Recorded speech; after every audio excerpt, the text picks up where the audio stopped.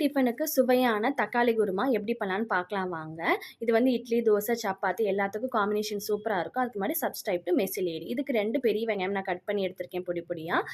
6 தக்காளி எடுத்துக்கிறேன். இதுவும் நம்ம கட் பண்ணி எடுத்துக்கலாம்.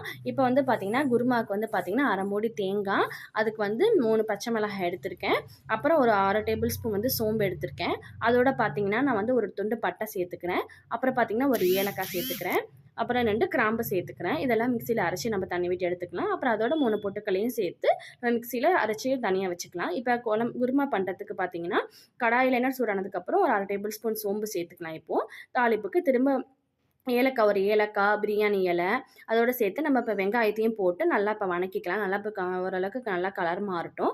இப்போ பார்த்தீங்கன்னா 6, 7 பல்லு பூண்டு வச்சுருக்கேன். அது வந்து நான் வந்து பெரிய பல்லு பூண்டை கூட கட் பண்ணி நம்ம போட்டுக்கலாம்.